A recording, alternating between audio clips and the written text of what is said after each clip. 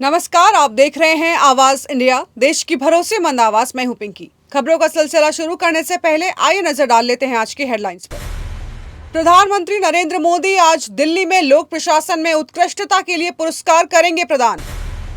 PM की कुर्सी पर बैठने से पहले दिखाए नेतन्याहू को तेवर, गिरफ्तार करने की दी धमकी। मणिपुर में 5.2 तीव्रता का भूकंप, नागालैंड, असम और मेघालय तक महसूस किए गए झटके। भारत भूलता नहीं है, न्याय मिल गया। पहलगाम हमले की बरसी से एक दिन पहले इंडियन आर्मी का कड़ा संदेश। और समर वेकेशन पर रेलवे का मेगा प्लान, 15 जुलाई तक होगी 18,200 ट्रिप। अब खबरें विस्तार से। प्रधानमंत्री नरेंद्र मोदी थोड़ी देर में विज्ञान भवन नई दिल्ली में लोक सेवकों को संबोधित करेंगे। 18वें सिविल सेवा दिवस के अवसर पर ये विज्ञान भवन में लोक प्रशासन में उत्कृष्टता के लिए पुरस्कार प्रदान करेंगे। इस कार्यक्रम में सुशासन, जमीनी स्तर की नीतियों और राष्ट्र निर्माण में लोक सेवकों के योगदान पर जोर दिया जाएगा। हंगरी के नवनिर्वाचित प्रधानमंत्री पीटर मैकग्यार ने इजरायली प्रधानमंत्री बेंजामिन नेतन्याहू को कड़ी और सीधी चेतावनी जारी की है।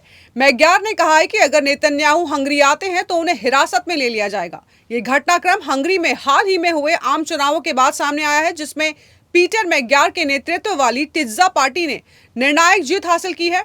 मैकग्यार ने 12 अप्रैल को चुनाव में प्रधानमंत्री विक्टर ओरबन को हराया था और वो 9 मई को पदभार संभालेंगे। मणिपुर में आज सुबह 5:59 पर धरती कांपने से हड़कंप मच गया। सुबह सुबह आए जोरदार भूकंप ने लोगों को दहशत में डाल दिया। ये भूकंप जमीन की सतह से 62 किलोमीटर की गहराई पर आया, जिससे ये एक मध्यम गहराई वाली भूकंपीय घटना बन गई। आपको बता दें कि झटके मणिपुर, नागालैंड, असम, मेघालय और अरुणाचल प्रदेश तक महसूस किए गए। अमेरिका और ईरान एक तरफ एक दूसरे को लगातार धमकियां दे रहे हैं, वहीं दूसरी ओर पर्दे के पीछे से भी बात कर रहे हैं। अब दोनों देश सोमवार को पाकिस्तान में दूसरे राउंड की वार्ता करेंगे। खुद अमेरिकी राष्ट्रपति डोनाल्ड ट्रंप ने इसका ऐलान किया है। इस ऐलान के साथ ही ट्रंप ने ईरान को धमकी भी दी है, अगर कल समझौता नहीं हुआ तो ईरान की हत्यारी मशीन का अंत कर देंगे। साथ ही हर बिजली संयंत्र और पुल को ध्वस्त कर देंगे। प्रवर्तन निदेशालय ने राशन घोटाला मामले में पूछताछ के लिए पूर्व सांसद और अभिनेत्री नुसरत जहां को समन भेजा है। उन्हें 22 अप्रैल को पेश होने के लिए कहा गया था। ये कार्रवाई बंगाल चुनाव के पहले चरण से ठीक एक दिन पहले हो रही है। नुसरत पर बशीरहाट से सांसद रहते हुए गेहूं तस्करी से जुड़े मामले में सवाल पूछे जा सकते हैं।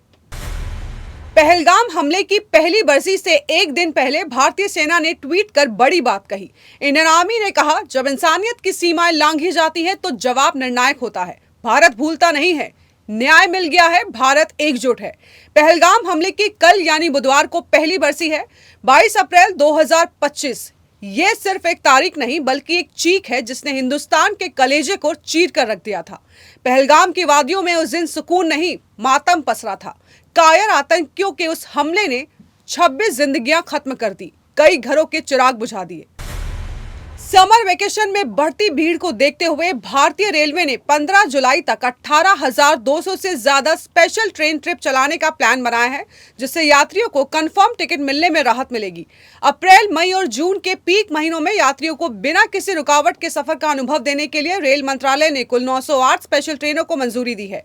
इन ट्रेनों को अलग अलग जोन में इस तरह बांटा गया है ताकि छुट्टियों पर जाने वाले यात्रियों और घर लौट रहे प्रवासी मजदूरों की भारी भीड़ को आसानी से संभाला जा सके।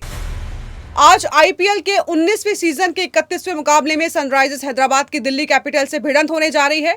यह मुकाबला हैदराबाद के Rajiv Gandhi International Cricket Stadium में खेला जाएगा। इस मैदान पर खेले जाने वाला यह सीजन का चौथा मैच है।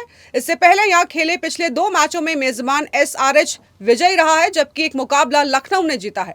अब दिल्ली के खिलाफ मुकाबले में हैदराबाद अपने जीत का सिलसिला बरकरार रखना चाहेगी।